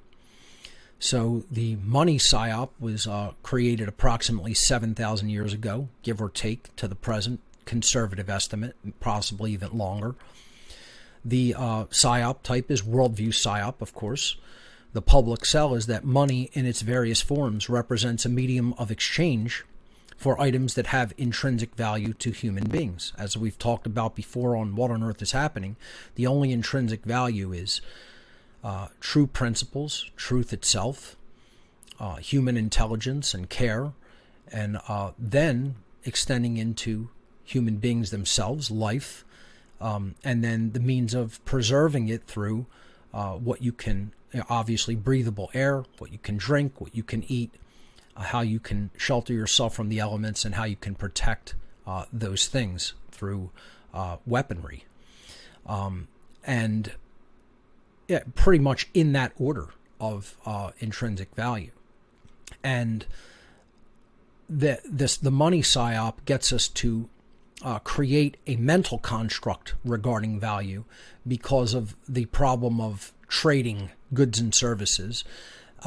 And many people will take exception to this and say, no, this isn't a belief system, this isn't a religion, this isn't a PSYOP. And again, it's because they are still, unfortunately, not at a level of consciousness by which they can simply understand that we are ultimately one human family. Anybody who is at that level of consciousness would not have the need for money and would not even invent it as a construct. So the true purpose of the construct is to create a control system based on perceived scarcity, haves and have-nots, greed, and a desire to control other people, to have power over others through a system of haves and have-nots. And higher consciousness does not do that. Higher consciousness would not do that. This is a lower consciousness mental construct that has been bought into because people ultimately aren't at a level of consciousness that they can operate without it. And of course, I use money in the modern world. It's almost impossible to escape, obviously. People who are alive today, because of the widespread belief in this PSYOP, must engage with it and use it, unfortunately. That doesn't mean that it really has any true intrinsic value, and it does not mean that it is not an illusion. It is still an illusory PSYOP and ultimately a religion. And that's a hard pill for most people to swallow, but it's still true. Then we have the second largest PSYOP ever, which is the belief in authority. Money is even more widespread than the belief in authority, because there's at least some anarchists that don't believe in authority. Hardly anyone does not accept the truth of the intrinsic value of money, even as a constructural medium of exchange. Almost everybody believes in the PSYOP of money, the religion called money. But this is the most destructive PSYOP that could possibly exist, is the belief that some human beings have the right to rule and control others. So the PSYOP of human authority has been around humanity forever, since the beginning of humanity to the present, and it is a worldview PSYOP. The public sell on this PSYOP is a command/obedience structure is morally legitimate and absolutely necessary for humanity to function at all. Chaos would ensue without such a structure of authority. And again, all this is in the old world is kingship, right? And in the new world, it's government. So nothing changed. People believed in kingship and somehow thought that that was moral. Kingship was never moral. It's violence. It's one person imposing their will on everybody else at the threat of violence because he got some people to believe his blood made him somehow gave him the magical right to rule other people. You know? So all it did in the modern day is it diffused. And instead of being power and authority being vested in one person, it was vested in an oligarchical few people that are called government that get to rule the lives of everyone else. It's always been immoral, it's always been based in violence, and it's always been nonsense. The true purpose of this psyop is to make people believe in and support the notion that some people have the right to command and rule others, and other people then, by definition, have a moral obligation to obey. Again, it's a command and obedience structure. This belief is the key factor necessary to keep humanity in a condition of perpetual enslavement. The belief in authority is the belief in the legitimacy, the moral legitimacy of slavery. The belief in the moral legitimacy of authority is the belief in the moral legitimacy of slavery. If you believe authority should exist, has a right to exist, is moral, has any moral legitimacy for its existence, you believe in slavery. You believe that people should be enslaved and that the enslavers of other people have the moral right to do it. And that makes you a complete immoral piece of trash, if that is your belief. By believing in that, that makes someone a bad person, a bad, immoral person. And people in the modern day should be absolutely hideously ashamed of themselves for buying into that psyop and believing in it and latching onto it like a religion and staying like a fish on a hook. Because that's what they are and that's what they look like by accepting that authority is somehow morally legitimate. It never was, it isn't now, and it never will be. It's violence at the point of a weapon to coerce someone to their will. And that's all it will ever be. And again, the lack of imagination, human naivete, human ignorance cannot get us to see the truth. Because of those factors, we cannot, as human beings in the aggregate, see the truth of these psyops. So that's going to conclude the section on infamous psyops, ancient and modern. And of course, those last few psyops are still all ongoing, with no sign of weakening or breaking down, unfortunately. So I don't want to leave people totally despondent, although this has been a pretty heavy presentation, quite frankly. It's very important to understand the mindset of our enemy and understand how they have gotten us to take their mindset and to believe what they want us to believe. That's how the mindset of the Satanist works, the dark occultist. They give us falseness. They give us their sick, psychopathic, immoral mindset. We buy into it because we're at too low of a vibration of consciousness to even be able to conceptualize truth, let alone integrate it and understand it in our lives.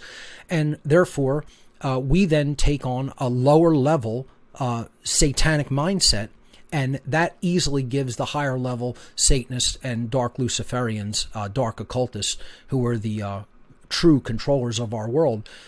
It makes it a piece of cake for them to rule us, because they don't. If we don't accept their mindset, they cannot fool us easily. And ultimately, that's their strength. That's the biggest hand that they play, is that they've given us their mindset. I've explained that in my de facto Satanism presentation earlier this month. And what I want to do in this last section is leave people on a little bit of a positive end to the presentation by giving them some practical techniques that they could use to defend their mindset against psyops in general. Again, these can't be looked at as isolated methods. They have to be looked at as practical techniques to be used in conjunction with the exploration of the human soul and spirit and the improvement of human psychology and the improvement of the human spirit to truly help to build oneself and recreate oneself into a better and more moral human being. It's all about understanding natural law, ultimately. So specifically when it comes to psyops, which largely work upon our view of self, our worldview, our mentality, our intelligence, our naivete, our fearfulness, all of these things, you're going to have to work on intelligence and shadow work to look at all of the things that have been shortcomings and failures within your own psychology, within your own makeup, within all of your own personal characteristics. And that's very, very difficult work. However, if we do it, we are going to form a powerful defense against psyops and the sorcerers who wield these psyops. So let's take a look at 3 basic overarching techniques that we could use as defense against psyops. The first is the development of true self-respect. The human awakening process always begins with the development of true self-respect. You're not going to truly awaken unless you develop self-respect first. No one who doesn't have true self-love is awakened. And if we're buying into things that aren't false, how much could we truly love ourselves, right? So we have to re-examine ourselves. This is the process of leading an examined life. Stop lying to yourself, okay? Because if you're lying to yourself, that's not self-respectful. So the word itself, respect, is etymologically derived from the Latin prefix re, meaning again, and the Latin verb spectare, meaning to see or to look at. True self-respect means that we re-examine or re-look at aspects of ourselves, our worldview, our mindset, our beliefs, our behaviors. And then in light of seeing ourselves with new eyes and a new perspective, we will then willfully decide to change those things that have been shortcomings in ourselves. And in doing so, we are going to recreate who we are in this world. That's ultimately what real self-respect is. So that's the first thing that has to be worked on if people are going to come out of the mindset by which they are easily led into the belief in psyops and are ultimately manipulated and controlled as a result of those beliefs. True self-respect is where it all starts. It starts and ends with that ultimately. See, we have to move into that higher form of love that we talked about at the beginning of the presentation. And that's what dispels fear. That's what dispels ignorance. That's what drives us to learn. That's what drives us to improve ourselves. And without enough self-love and self-care, that process doesn't really begin. So self-respect is where it all begins. And then we have to learn how to think, right? So these are part of true positive occult initiation practices, not the dark occult, but the light occult. And yes, there is such a thing. There are no official, worldwide, white lodges, right? We're scattered to the winds of the earth, the people who really understand the true positive aspects of the occult. And some of the people who do understand that are teaching those aspects. Part of true occult initiation, as I have talked about many times in my presentations, is understanding how to think. Again, true self-respect begins with not lying to yourself, not imagining things are as they are not. Right? You're going to not lie to yourself. You're not going to see the world through rose-colored glasses or be a doomer and think nothing could ever be changed or improved. Neither one of those mindsets are helpful. But then after you move past that place where you do have the development of some self-respect, then you have to really start working on your ability to discern truth from falsehood through learning the trivium. The trivium is a method of truth discovery. It's the true scientific methodology. In the classical sense, it was called the steps of grammar, logic, and rhetoric. Again, I've labeled them 1, 2, and 3 in this chart to show that it is a stepwise progression and you can't take them out of order. So grammar, logic, rhetoric. In the esoteric traditions, in the occult traditions, the trivium is known as knowledge, understanding, and wisdom. We build one on top of the other. And then in the modern sense, it's input, processing, and output, if you want to look at it from a perspective of a computer analogy. So the first step, knowledge, or the lack of it. So there's either knowledge or ignorance. And knowledge doesn't mean that you fully understand what all of the information means. It means you've gathered all of the grammar, all of the information from disparate sources of information, eclectically. You've gathered all that information together, so you have all the vocabulary, the grammar, okay? It's the availability of information that we have access to, that we could bring together, and then we could start filtering, weeding out logical inconsistencies in the second step. The second step, again, is logic or understanding. That's processing all of that information and data. This is how real research is done. This is how real scientific investigation is ultimately done. The trivium is the true scientific methodology in the classical liberal arts education methodology. And it dates back into the ancient world, of course. So then once we process all of that information, we're going to understand it, and we're going to base our understanding or lack of understanding, if we don't do that step, that's going to inform our decision-making processes. This is what it means to have well-informed decision-making or poorly informed decision-making. That is going to be a direct result of that second step of the trivium.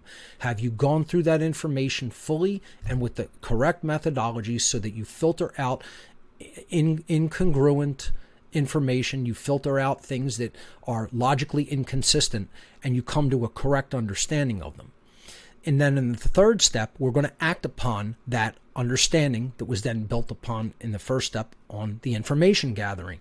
This is the step called rhetoric or wisdom, or the output step, putting our understanding out into the world through our behavior. That is human behavior, and that's going to present or create in the world wisdom or folly, wisdom or the lack of wisdom. Okay, that's going to be what generates the quality of human behavior. And then we get a result. The manifested reality on top of the three levels or the three stages or three steps of the trivium is going to be freedom or slavery, or in other words, order or chaos. And that is, we are creating that in the aggregate. It's not that each individual person creates their own reality. The quality of everyone's consciousness all together in the aggregate creates the reality of all on our planet.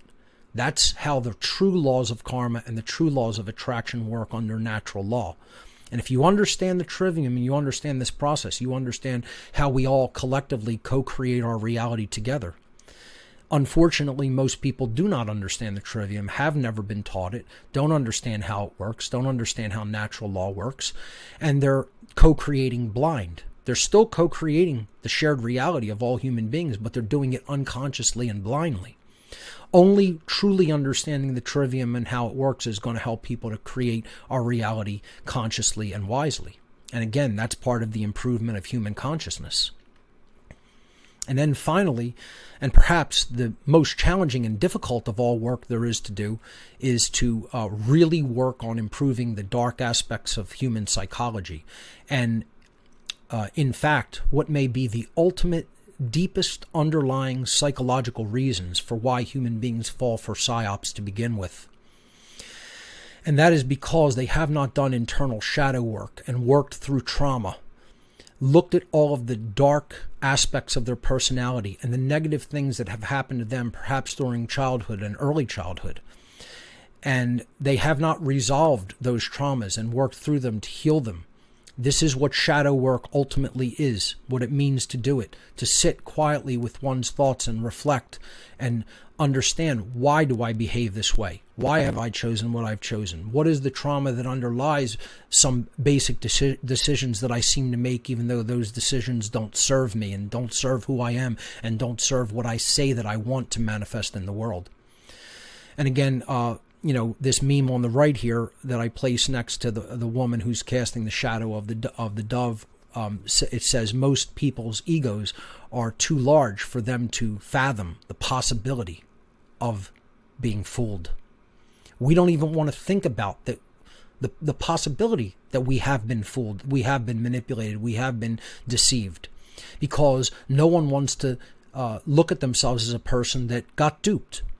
We want to see ourselves as reasonably intelligent, not falling in a sense of stupidity for lies and deception and, manipulations. So in the ultimate form of shadow work to try to defend against psyops. We have to sit with ourselves and ultimately ask ourselves the one overarching question. Why do we want to continue to believe in whatever psyop we currently believe in? Why? What is that fulfilling in us that we lack? Or how is that acting as a proxy healing that's not really healing anything, but we imagine it to be healing something deep inside of us that is broken or wounded? And we have to stop allowing these false beliefs and manipulations to be used as psychological proxies. Ultimately, that's what the occultists understand that they're doing. They understand that people have some need for being led and being kept safe from whatever danger, perceived danger, is out there. This is an ancient psychological tactic based on primal fears that exist within us all.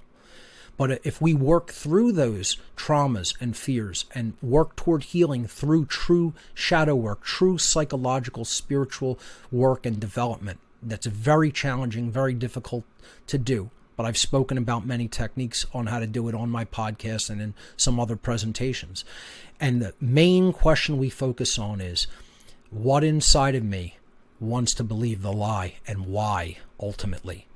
Then we're going to work through it. Then we'll work that trauma out, and the psyop will not work upon us successfully anymore.